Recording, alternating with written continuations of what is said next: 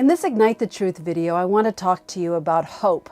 Hope is the second word in 1 Corinthians 13:13 when Paul says, "Now these three abide, faith, hope, and love." We're looking at what Paul might have thought about hope. But first, I want to talk to you about the modern day meaning of hope. In Israel, the word hope is always associated with a song. And that song is called Hatikva, the hope. And it talks about the Jewish yearning, the Jewish hope for a national homeland in Israel. Of course, it wasn't called Israel when this poem was first written. This song, which was originally a poem, was written by a Jewish man named Naftali Imber. He was living in Poland and he wrote it in 1877. A poem about the yearning for the state of Israel. You know, for centuries, Jewish people at every Passover meal would say, "Next year in Jerusalem." The idea of Jerusalem, their home, was kept alive for centuries as they were in their dispersion, as they were suffering from persecution in many places. Each year they continued in their hearts to cry out, "Next year in Jerusalem." And Naftali wrote those words down in a song that became Israel's national anthem. In the next year after the poem was written, in 1878, a town was established. That town's name is Petah Tikva. Petah Tikva means the doorway of hope. And the original settlers there, the original inhabitants, had this idea that it was the beginning of the hope leading to their state. 70 years later, on May 14th, 1948, that hope was realized and the state of Israel became a reality.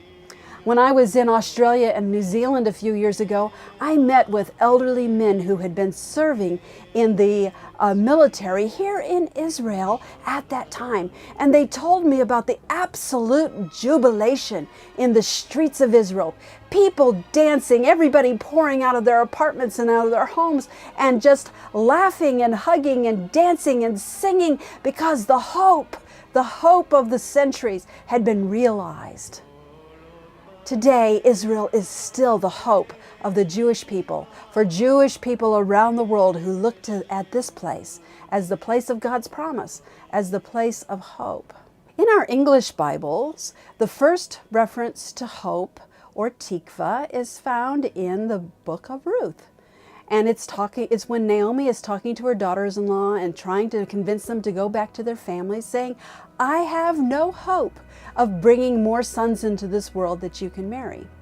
But you know what? In the Hebrew, this is not the first reference to tikva. The first reference is in Joshua 2, the story of Rahab, the woman that saved the two Israeli spies and asked for her life and the life of her family in return. Now, what did they tell her to do? Put a rope outside your window, and when we come and when we overthrow the city, we will save you and your family alive. Now, in this passage, you won't find the word hope in English, because the word that is tikva in this passage is the word for the rope. Imagine, how could that be? How could that be the same word as hope? Well, it seems like in biblical Hebrew, the literal meaning of tikva was a rope or a line or a cord. And even today in modern Hebrew, the word kav is the lane of traffic that you go in. It's a direction. So how did that become to be tikva? Well, figuratively, tikva means an expectation or a hope. So here is Rahab.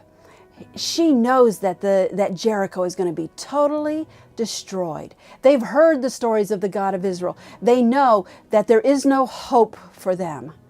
But she has hope. She has tikva because she has the promise of these Jewish spies that if she puts out the rope, if she puts out the tikva, if she puts that out, that her life and the life of her family will be saved. So there's something concrete in this idea of hope. It's not just a wish. It is something that we can put our trust in. Just like we talked in the last video about faith and the absolute trustworthiness of God. So hope also is a trust, a kind of trust in God. It's a trust in His steadfastness. Now, sometimes hope is deferred and our hearts get sick. And that was said in the book of Proverbs, that hope deferred makes the heart sick. But don't ever give up hope. If God has given you a promise, if you're believing Him for something, if you're trusting Him with your life, hold on to that rope of hope, because God is trustworthy and you can put that in the bank.